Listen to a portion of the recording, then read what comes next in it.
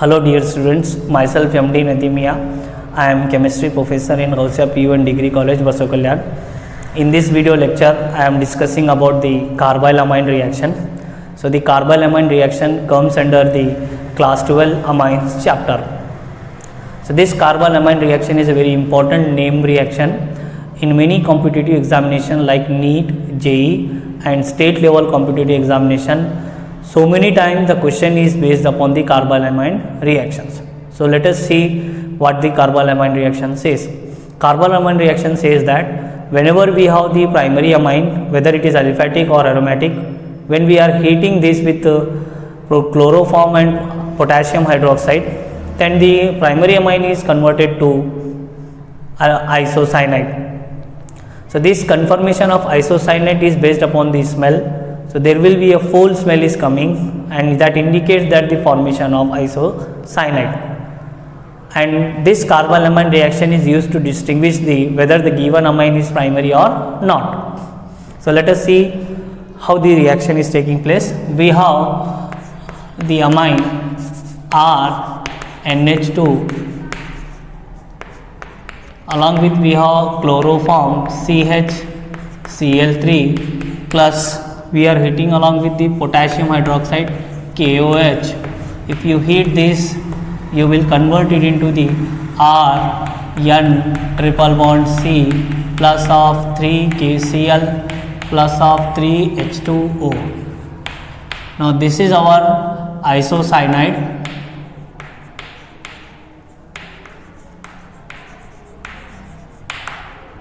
And this isocyanate is of foul smell.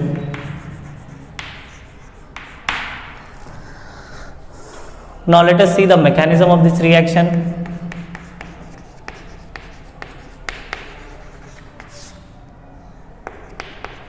We have chloroform Cl, C, Cl, Cl and H, and we are using the alkali, that is potassium hydroxide, that dissociate to give OH minus. Now this OH minus will attack on the hydrogen, acidic hydrogen, so therefore the electrons are coming towards the carbon and it will form Cl, C, Cl and Cl. There will be two lone pair again. Now this what we can say that this the electron, the carbon and chlorine, the electronegativity difference is very high, so therefore this electrons are taken up by the chlorine because of its electronegativity. Therefore there is minus of Cl here, and we are getting the Cl bond C. We are getting Cl bond C and Cl. There are two lone pair, and this is called as dichlorocarbene. Dichlorocarbene. Now we are looking at, if you look at the dichlorocarbene closely, towards the in dichlorocarbene we are focusing on carbon. So carbon, around the carbon we have the 6 electrons, 6 pairs of electron, 3 pairs of electron or 6 electrons. We can say that carbon is not completing its octet, so therefore it is electron deficient. Hence dichlorocarbene in carbylamine reaction acting as electrophile, or we can say that electron deficient species. So same case, that is same dichlorocarbene in Reimer-Tamer reaction, when we are talking about phenol, there also it is acting as the electrophile or electron deficient species. Now in the next step, this will takes the electron from the primary amine. We have this primary amine R NH2 plus of dichlorocarbene, that is C, Cl and Cl, and there are pairs of electron. This is shifted to this side. Now it is converting into, that is R N H C Cl Cl and a pair of electron here. Now in alkali what happens, here the nitrogen will acquire a positive charge, so therefore these electrons are taken up by the nitrogen between the hydrogen and nitrogen, so sigma electrons are taken up by the nitrogen to neutralize its positive charge. So when by the attack of this base on the acidic proton or acidic hydrogen, and it will convert into R N H lone pair, single bond C, Cl and Cl, Cl and Cl.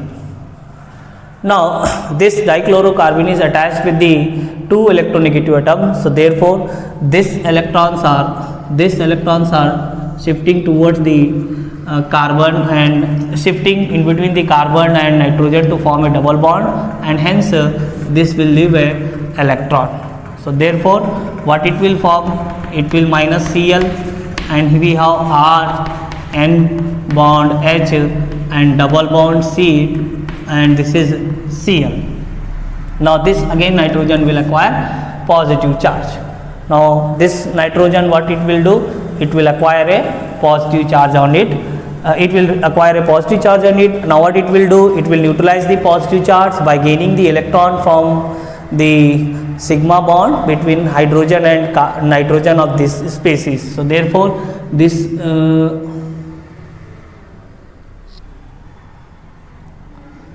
now this is